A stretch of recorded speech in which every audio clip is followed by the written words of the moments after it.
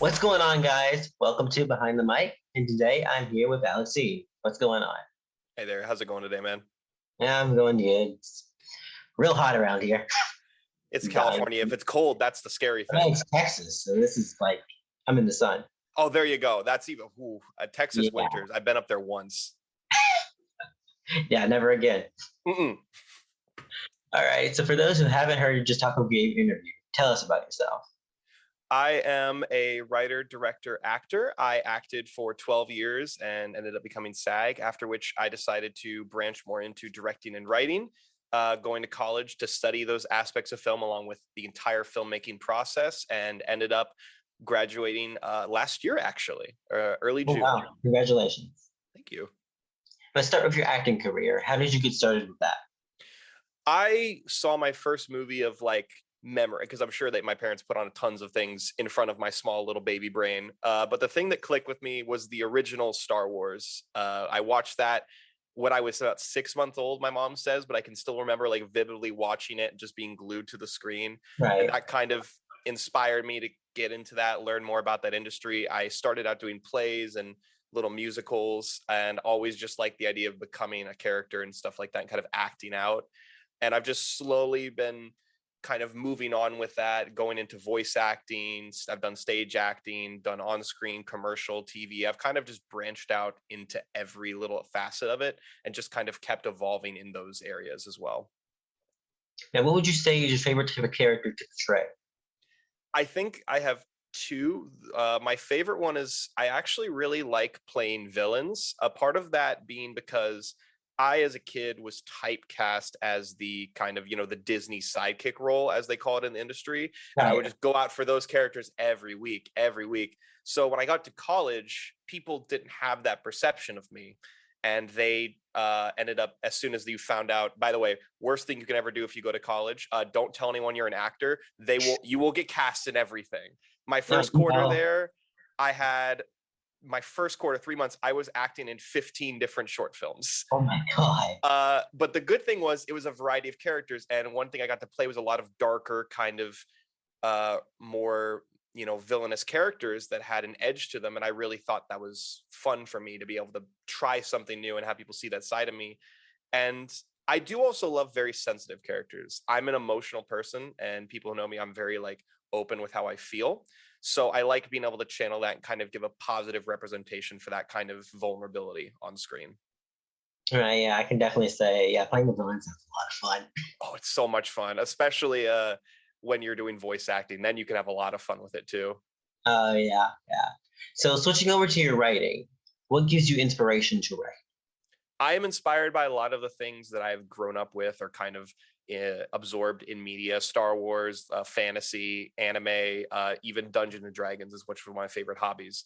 The big thing for me, though, has always been music. I can listen to a song and just come up with an entire scene or sometimes even in plot line and then use other songs to kind of bridge that out. I'm writing an entire script right now, kind of using David Bowie music as kind of an inspiration for Oh, the wow. film and stuff like that, and putting the songs in the movie. And I think that's very important for me because the big thing is never to go, this song made this movie. Like, you have to have this song. But for example, in one of my scripts, I have a fight scene that I wrote to a specific song, and I can, as the song's playing, recite the beats of what's happening in the script. And that's kind of what centers my writing, I guess. It kind of keeps me focused. Oh, that's pretty cool. Yeah, and actually going into that, I want to talk about your directing. How did you make the switch over from acting to writing and directing? I actually didn't make the official switch over until I had gone to college. The sad thing is, with the kind of up and coming younger actors and stuff, it is hard to break into directing and writing. Acting, you get an agent, you go out on auditions. Directing and writing is a lot more difficult because you need a lot more of resources and kind of a lot of money to start directing. So I knew I wanted to get in directing. I knew from going to college that was what I wanted to do.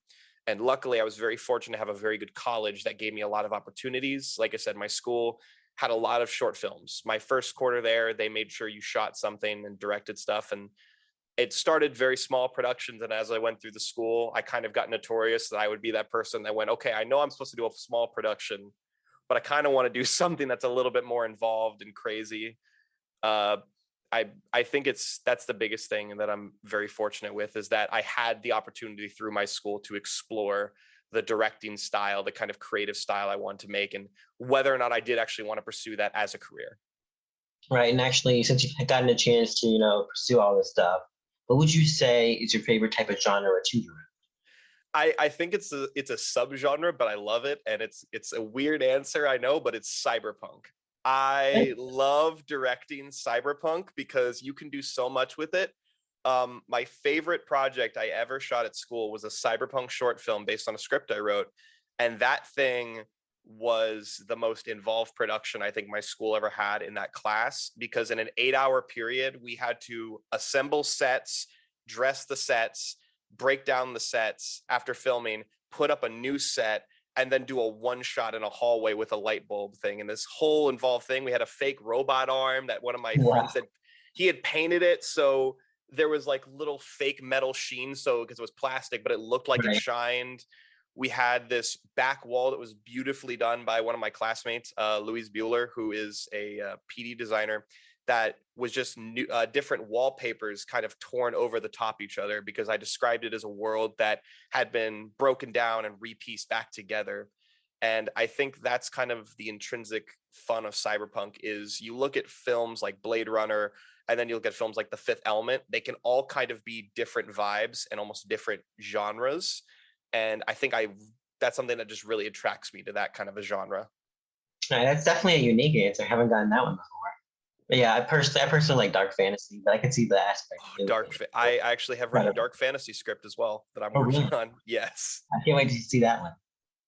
But going into it, would you have any advice to people who want to break into this business and do what you do? I think the biggest advice I can offer is, and this is for actors, directors, and writers, is that not everyone is going to be a fan of what you're doing or how you are. Everyone, just like your friends and your family, have different food tastes. Everyone's going to have different tastes. You might write a script or direct a horror film, right? To write a horror film. You could show it to 5 people, but if they don't like horror films, they're not going to like your script. And same thing for, at the end of the day, like quality and stuff like that. Some people have a different definition of quality versus others. You could show it to your best friend who never watched a single film and only watches, little sitcoms and stuff. And you could show him this action film and he's like, dude, this is the best thing ever. Then you could show it to somebody who, watches action films every day and says, I don't like this. This is boring to me. At the end of the day, the number one person you have to focus on satisfying is yourself. Because if you aren't happy with a script, if you don't have confidence or passion about the project that you're working on or directing or acting in, you're not going to want to show up every day and put in the effort or try to do those rewrites or sit down in the editing room or work on those shot lists. If you don't care about the project and if you aren't proud of it, even in some way, because I know as an actor, you'll get scripts that you aren't a fan of, or you'll have to write stuff that you aren't a fan of or direct things you aren't a fan of. The important thing is to find something that you can be passionate about. Even if it's something subtextual or something only intrinsically important to you, that's what matters, is be happy with yourself and be passionate with your work. That's good advice. Yeah. And then my final question is, what's next?